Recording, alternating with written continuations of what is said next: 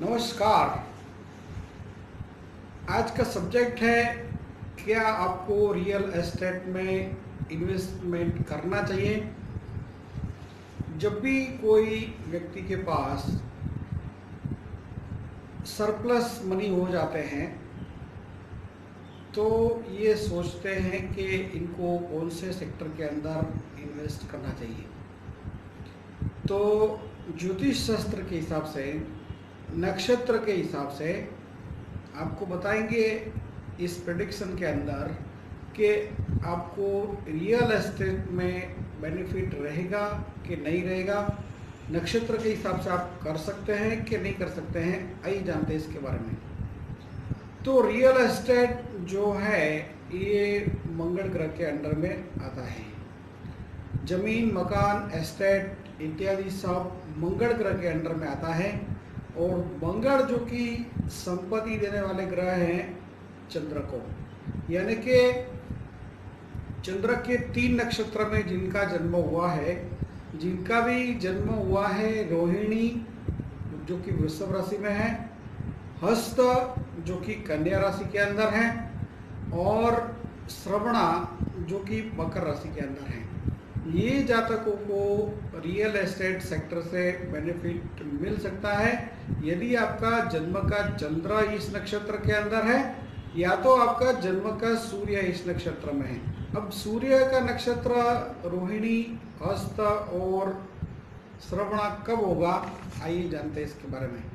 तो जिनका भी जन्म हुआ है जनवरी में 23 जनवरी से लेकर 5 फरवरी के बीच में, ये 13 दिन का जो पीरियड होता है, एकाध कोई साल के हिसाब से एकाध दिन, एकाध 24 घंटे आगे पीछे हो सकते हैं, लेकिन अप्रोक्सीमेटली 23 जनवरी से 5 फरवरी तक सूर्य जो श्रवणा नक्षत्र में होते हैं मेष राशि मकर राशि के अंदर, तो ये जातकों को जिनका भी जन्म हुआ है 23 जनवरी से 5 फरवरी, ये जातकों को ये रियल एस्टेट सेक्टर से जमीन, मकान, प्रॉपर्टी इत्यादि से बेनिफिट करवाने की पावरफुल प्रोबेबिलिटी रखते हैं। यदि कंडीशन क्या है, यदि आपका जन्म का मंगल पावरफुल है, मंगल आपका पीड़ित नहीं है और ये आपका चौथा स्थान भी दूषित नहीं है। अब प्रॉपर्टी के लिए ऐसा है कि प्रॉपर्टी जो है वो चौथे स्थान से देखी जाती है, तो ये दोनों चीज़ देखना बहुत ज़रूरी है। भले आपका श्रवणा नक्षत्र है या रोहिणी है या हस्त है, सूर्य का या चंद्र का, लेकिन आपका चौथा स्थान दूषित है या तो आपका मंगल ग्रह पीड़ित है, तो आपको बेनिफिट होने के बजाय आपको लॉस भी आ सकता है। तो यदि आप रियल एस्टेट सेक्टर के अंदर या कोई भी सेक्टर के अंदर इन्वेस्टमेंट करना चाहते हैं तो आप अपना हॉरोस्कोप कंसल्टेशन करवा सकते हैं। व्हाट्सएप नंबर पर आप इंक्वायरी भेज के आप कंसल्टेशन के लिए आगे बढ़ सकते हैं।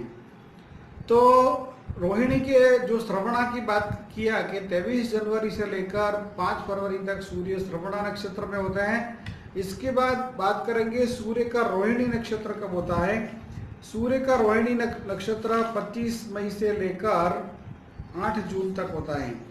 जिनका भी जन्म इस तारीख के बीच में हुआ है, ये जातकों का जो सूर्य है रोहिणी नक्षत्र में होता है, तो ये जातकों को भी रियल एस्टेट सेक्टर से बेनिफिट होने की पावरफुल प्रोबेबिलिटी क्रिएट करते हैं।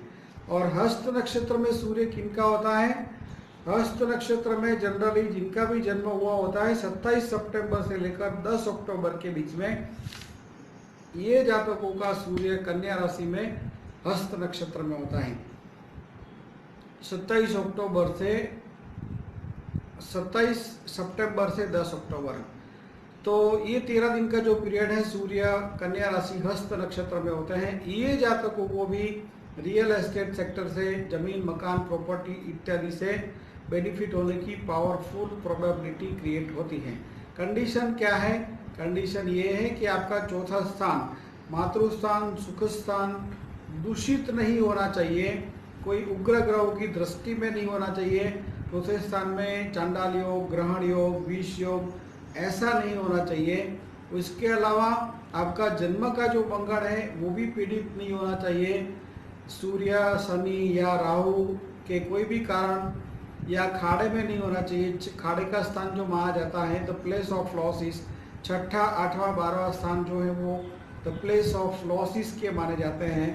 तो ये सब भी देखना बहुत ज़रूरी है, क्योंकि ये जो शास्त्र है ये बहुत गहन शास्त्र है। बहुत बारीकी से, डिटेल से, गहराई में जाके उसका अभ्यास और अध्ययन करना पड़ता है। तो क्या है कि आप शास्त्र के मार्गदर्शन से चलें और अच्छे एस्ट्रोलॉजर की गाइडलाइन से आगे बढ़े तो आप जीवन में सक्सेस पा सकते हैं और कम से कम आप प्रॉब्लम का सामना करना पड़ सकता है। ऐसा नहीं है कि प्रॉब्लम किसी के भी लाइफ में नहीं आता है। प्रॉब्लम तो हर किसी के लाइफ में आता है। प्रॉब्लम एस्ट्रोलॉजर्स की लाइफ में भी आता है। ऐसा नहीं है कि एस्ट्रोलॉजर्स के लाइफ में कोई प्रॉब्लम नहीं आता है, सबके लाइफ में प्रॉब्लम आता है। लेकिन इसका समाधान जो है ये आपको अपने विवेक बुद्धि से करना है। अपने विवेक बुद्धि से, अपने माइंड को या तो किसी एक्सपर्ट की ओपिनियन से, आपका खुद का भी विवेक बुद्धि जो है जिसको विजडम बोलते हैं, इसका यूज़ करके आपको प्रॉब्लम को सॉर्ट आउट करना है। तो यदि आप अपना पर्सनल हॉरोस्कोप कंसल्टेशन करना चाहते हैं तो नीचे बताए गए नंबर पर व्हाट्सएप करके आप हॉरोस्कोप कंसल्टेशन के लिए अपॉइंटमेंट ले सकते हो। Good luck, all the best dear friend.